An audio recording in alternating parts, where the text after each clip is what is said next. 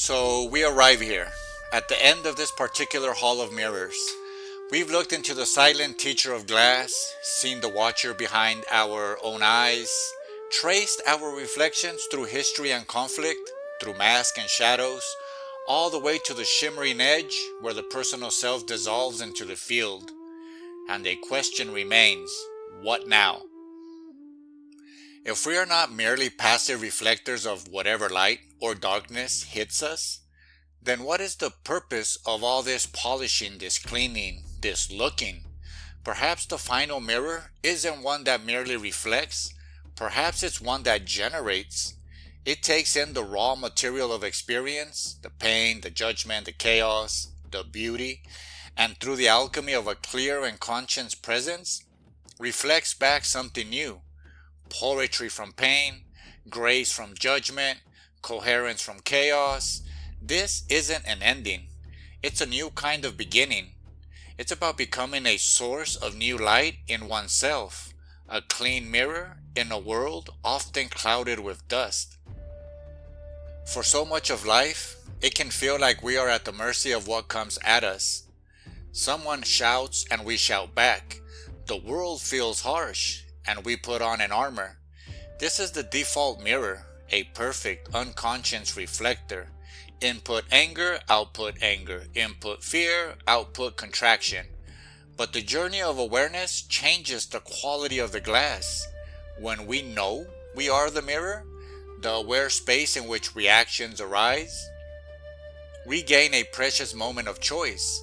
In that space between the stimulus and the response, we can ask, what do I want to generate here? Not what am I supposed to reflect, but what new frequency can I add to this situation? This is the shift from reactive to generative. Think of a prism. A simple piece of glass doesn't just reflect white light, it refracts it, breaks it apart, and generates a spectrum of color that wasn't visible before. The white light contains all colors, but the prism actively creates the rainbow. A generative consciousness works in a similar way.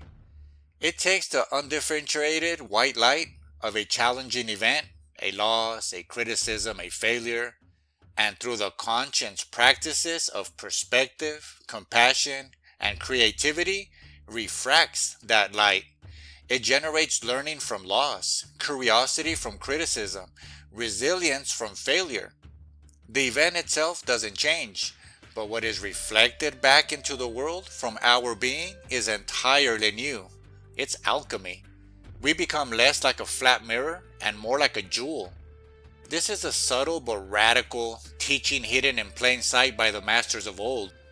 Jesus didn't just reflect the violence of his time. He generated a teaching of turning the other cheek, of loving enemies, a completely new reflection that changed the angle of the light for millennia. The Buddha didn't just reflect the suffering he saw, he generated a path out of it, a prism of wisdom that split the light of human experience into the noble truth and the eightfold path.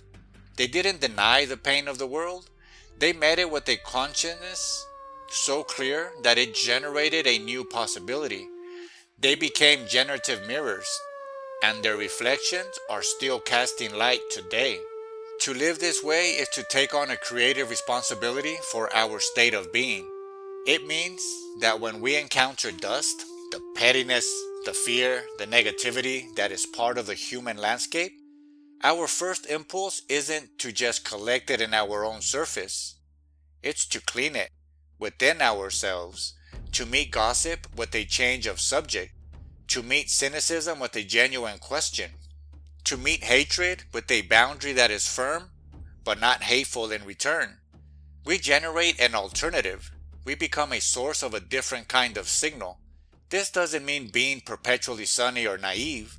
A generative mirror can reflect gravity and sorrow with immense depth, but it does so with a clarity that doesn't add distortion. It reflects the truth of the pain, but from a place of wholeness, not brokenness. So how does one practice being a generative mirror? It starts, as always, inwardly.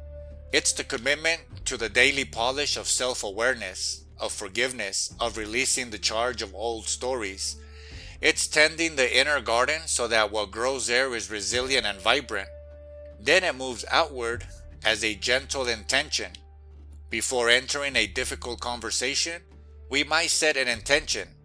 May I be a clear mirror here? May I generate understanding, not more conflict? When creating art or work, we might ask, what new light, what new feeling can this generate for someone who encounters it? This is the quiet work of changing the world by changing the nature of the reflection we offer to it. We stop trying to force other mirrors to be clean and focus relentlessly on the clarity of our own. And because we are all entangled in this web of reflection, the clarity of one mirror inevitably makes it easier for others to see their own smudges. Our generated light becomes a source for others to see by. The journey through these episodes began with a simple piece of glass backed with silver. It ends with the realization that we are that glass, and we are the silver, and we are the light.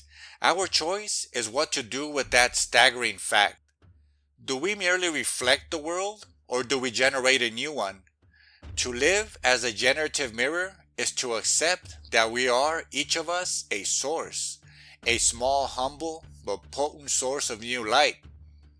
It is to look at the world with all its dust and its dazzling beauty and to say, I will not just show you what you are, I will show you what else is possible. And in that act of generative reflection, we complete the circle, becoming the silent teacher we first met, now awake, now alive, now shining.